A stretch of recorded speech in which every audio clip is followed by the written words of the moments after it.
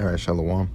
First and foremost, I want to give all honor, glory, and praise unto Yahweh, Bahashem Yahweh Shai, Bahashem Rakakwadash, the honors to our apostles and elders of Great Millstone for teaching us His truth through well.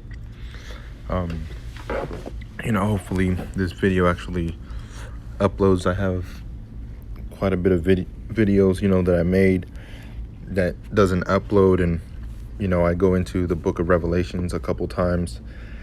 So hopefully this one does upload, because it's important. This goes into the knowledge of Yahweh Shem Yahweh Shai, especially the book of Revelations, which reveals a lot of things for future prophecy and also current prophecy. All right. So I was watching this video, just to see what what type of folly Christianity says. And this guy said that the scarlet beast was actually Nero. All right. And then the whore that sitteth upon the beast is talking about a sexual reference and talking about the ancient Roman Empire, going all over the place, man, not making any sense. But this person brought out, something that is true. It said, David Herzing said, so what does the second Roman Nebuchadnezzar's dream represent? I always thought the whole reference was to explain how God feels when the people worship God while simultaneously doing pagan rituals, which is an idol and sun worship, which is completely off. But the second Roman Nebuchadnezzar's dream is the point I wanted to get. All right, so you have one Rome, all right, Nebuchadnezzar's dream, because you have the head. All right, the best kingdom out of the recent kingdoms was Nebuchadnezzar. All right, the kingdom of Babylon, known as the gold and the statue. And then it was the Medo-Persian Empire, which is the silver, all right, which is the arms, which again represented the Medo-Persian Empire, like it says in the book of Daniel, all right, that there would be a he-goat that comes up against the Medo-Persian Empire, and the he-goat is the Greeks. And then the notable horn on that he-goat is the first king, which, as we know, according to 1 Maccabees chapter 1 and verse 1, Alexander the Greek, all right, was the first king, son of Philip of Macedon. He was the first king to rule over the Greeks. All right, so the first king being the Greeks. So right after the Medo-Persian Empire was the Greek Empire. All right, and he was the bronze. And then you had the iron. Iron was Rome. The Roman Empire is what iron represents. All right, which the iron was the legs. And then at the end you had the feet, which was mixed with iron and clay. All right, it was mixed with iron and clay, which that clay, things that come to mind is the Most High. When he speaks in the book of, I believe it was Corinthians,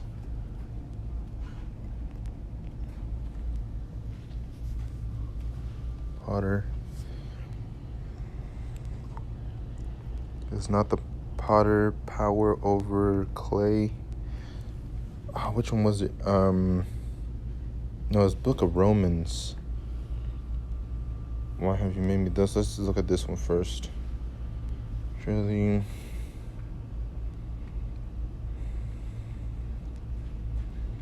I'm gonna go down here.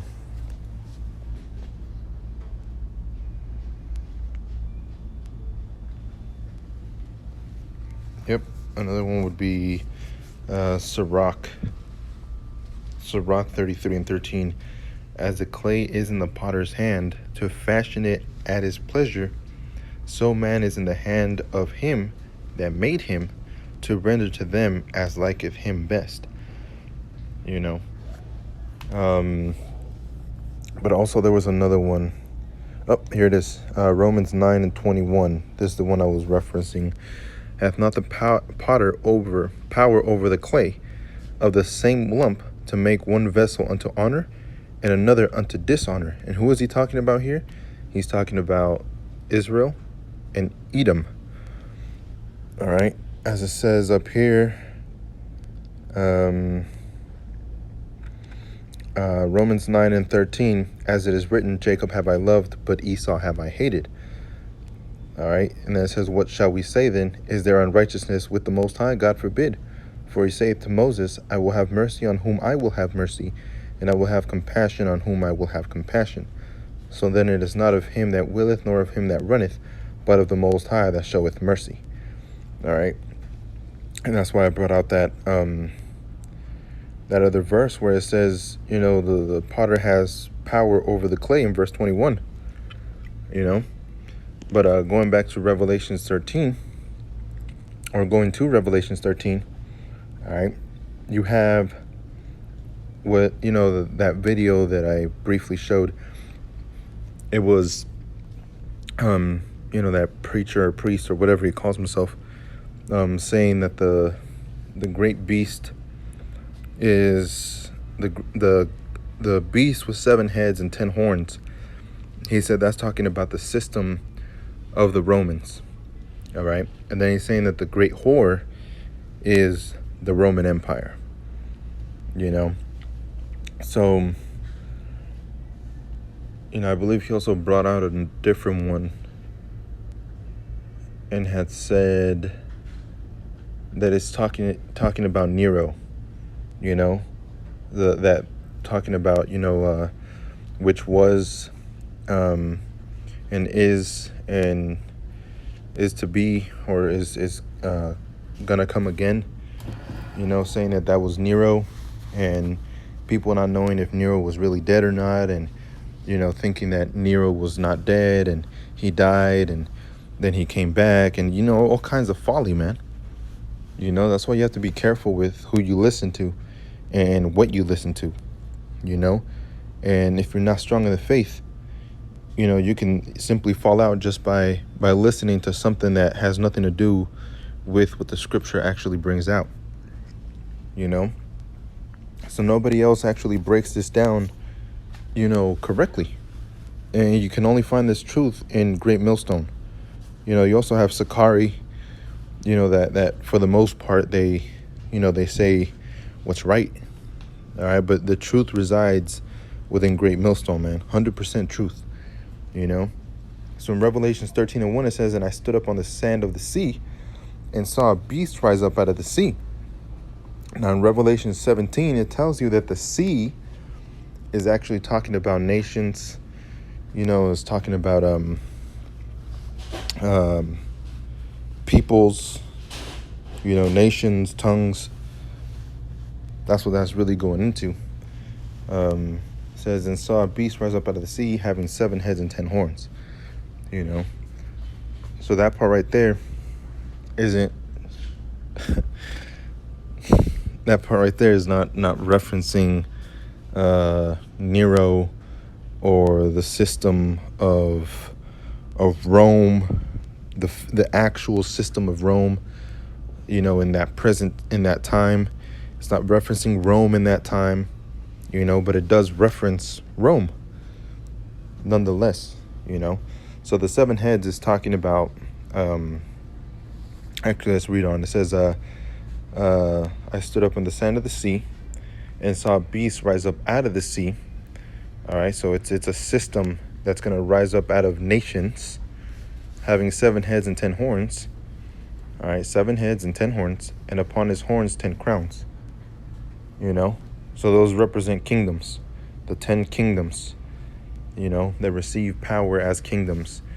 And the 7 heads are the 7 major kingdoms, It says, and upon his head the name of blasphemy.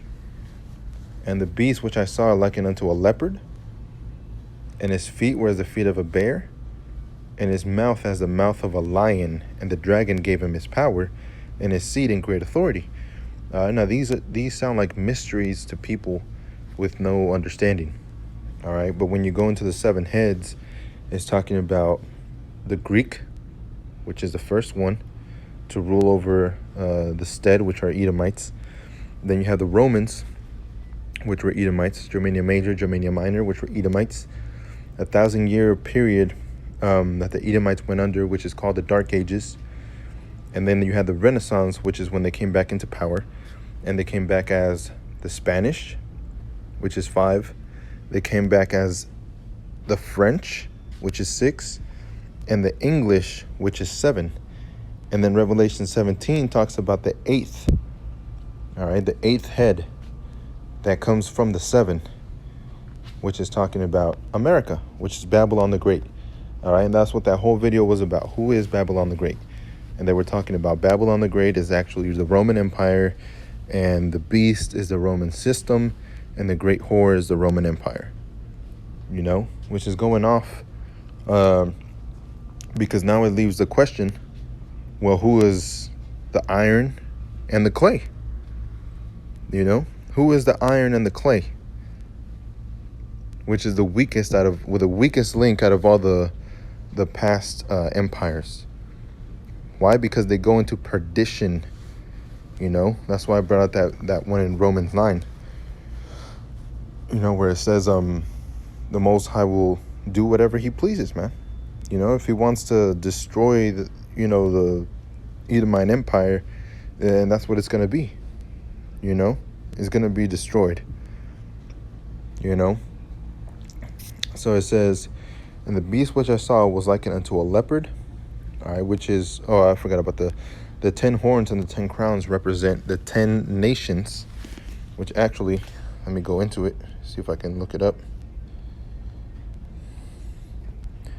Let's put 1957 EEC Treaty of Rome. The Treaty of Rome, officially the treaty establishing the European Economic Community, brought about the creation of the European Economic Community, the best known of the European communities. All right, so let's go into it. So the Treaty of Rome, all right, which is the system of the beast. You know, that's what the 10 horns and 10 crowns represent. You know, so let's go down here. Netherlands.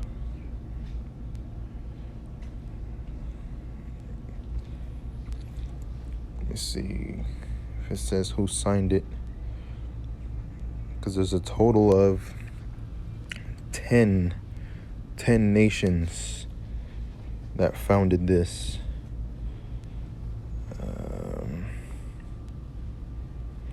It says Belgium, France, Italy, Luxembourg, Netherlands, West Germany, I believe it was Ireland, Spain, the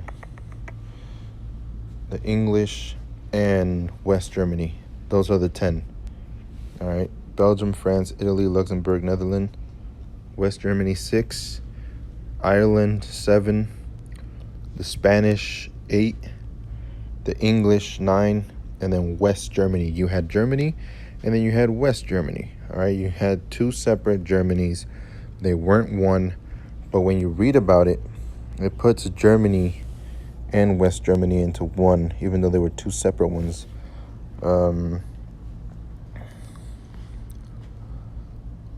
Let's see if I can find it. There used to be a chart. I don't know if they took it down.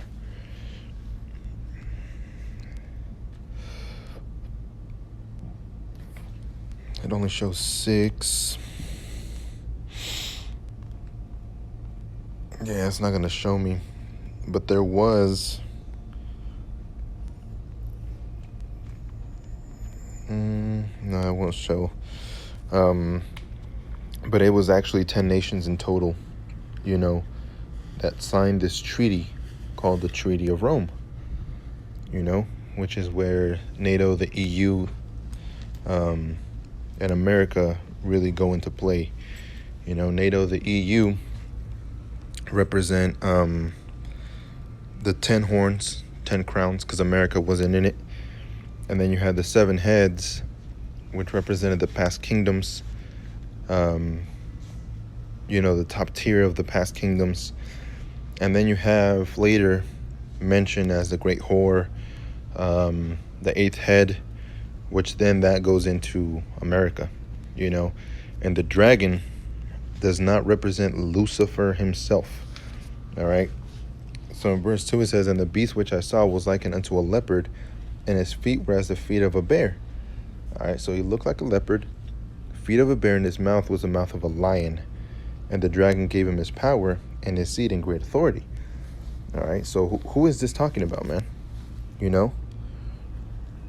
So I had this, you know, and I'm going to leave it like this. I'm not actually going to click on the page or on the pictures.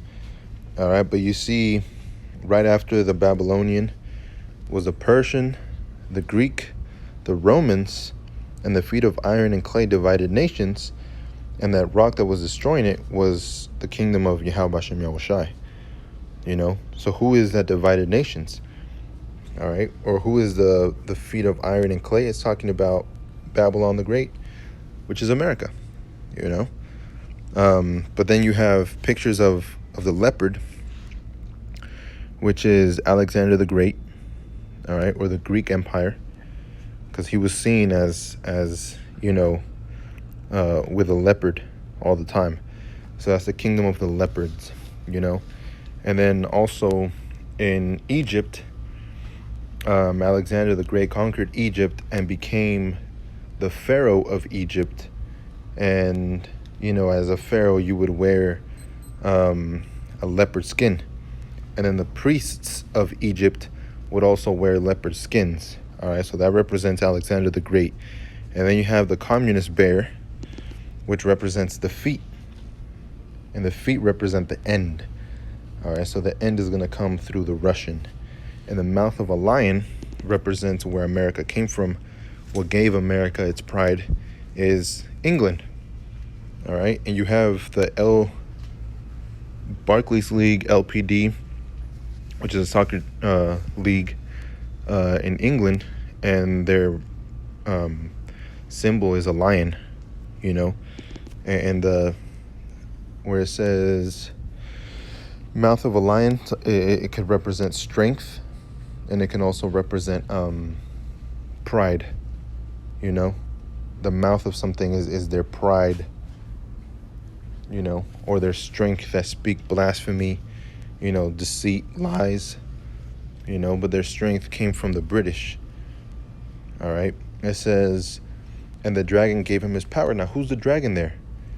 All right, if the Roman Empire is Babylon, if the Roman Empire is the 10 horns, if the Roman Empire is the 7 heads, who's the dragon there? The dragon is the Roman Empire. You see, so if you stick with what Christianity tells you, it wouldn't make any sense. All right, the Roman Empire can't be all these beasts simultaneously. All right, you have to break it down correctly. The 7 heads represents the 7 nations. The 10 heads represents 10 nations, which are 10 kingdoms, which created the Treaty of Rome, all right, which I mentioned what the 10 nations are. It says, and the beast which I saw was likened unto a leopard.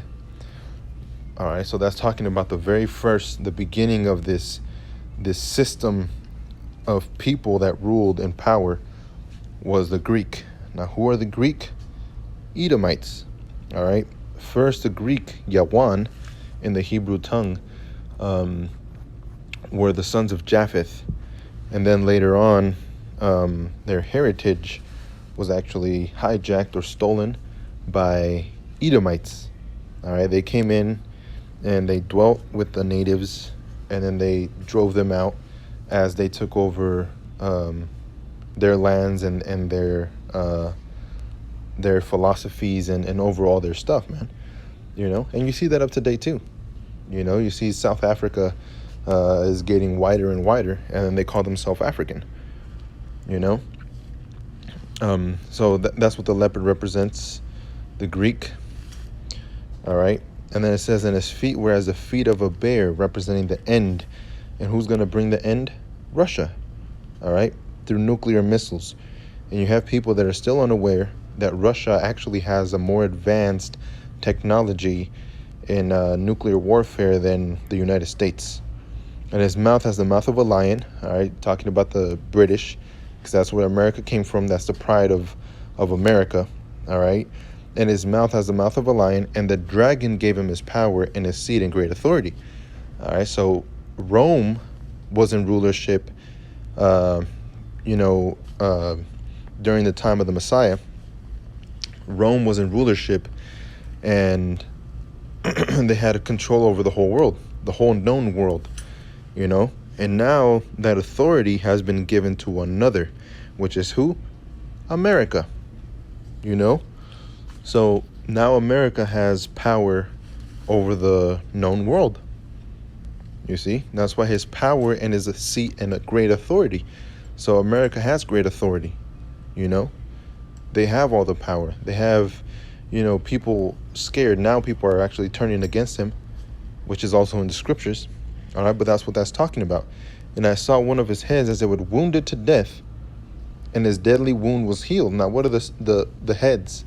There's 7: the Greek, the Roman, and we'll stop right there at the Roman because that's the most important one that was wounded to death after the fall of Rome. It says, and his deadly wound was healed. When was it healed? The Treaty of Rome. So see how verse 1, 2, and 3 tie in together? And all the world wondered after the beast. All right, now it's talking about, you know, the system of the Romans. Now it's talking about the system, you know. It says, and they worshiped the dragon, which gave power unto the beast, and they worshiped the beast. And that word worship there is talking about reverence. They give reverence to Rome, to the Greek, but they don't want to talk about the Medo-Persian Empire, which was greater than the Greek Empire, you know, at its time. They don't want to talk about the Babylonian Empire, which was greater than all of them, you know. They only want to talk about Alexander the Great. They only want to talk about Caesar, all the Caesars, you know, Julius Caesar. They want to talk about Rome, you know. They briefly bring out the Spanish, the French, mostly bring out the English because that's where they came from and that's where their pride comes from. You know, we defeated the Brits and we came from them and we know we were nothing and we still overcame, and that's where the pride of America comes from. It says, verse 4, and they worshiped the dragon which gave power unto the beast, and they worshiped the beast, saying, who is like unto the beast, who is able to make war with him? All right. So they worship, meaning they reverence the system of Rome. All right, because later on in verse, what was it? Verse 13, might have been. It talks about, you know, the 2 horns that, you know, a lamb with 2 horns that spake as a dragon. The lamb with 2 horns represents a system, the system that we live in today. Back then it was the plebeians and the patricians, and now it's the Republicans and the Democrats, you know. And speak as a dragon, that word dragon there is dracon, which goes into draconian laws, which is talking about harsh laws, you see. So when they worship the dragon, it's talking about give reverence to Rome, which gave power unto the beast, which is now is talking about the system, NATO, EU, and America. It says, and they worship the beast, saying, who is like unto the beast, who is able to make war with him? Why? Because America was given so much power. All right. And, you know, a lot of people get mad at NATO and the EU because they think that America owns them, because America never gets in trouble. All right. You have all these other nations that are lectured by NATO and the EU, but America doesn't even get away with a slap on the wrist. You know? So who is Babylon the Great? All right, it's not Rome, because you had the Roman Empire, which is known as the iron. So who's the iron and the clay? You know? If Rome was the iron, who's iron and clay? It's this present time Edomite rulership America, all right? that has Roman system laws and ways implemented, you know. So when you have these preachers talking about, there was also another comment that said, who is, what did that person say, who has enough balls to actually speak about the truth, because signifying that nobody's actually going to say, yeah, it's America. You're not going to have preachers that confess to America being Babylon the Great, that great whore that sitteth upon waters, the great whore that sitteth upon the beast.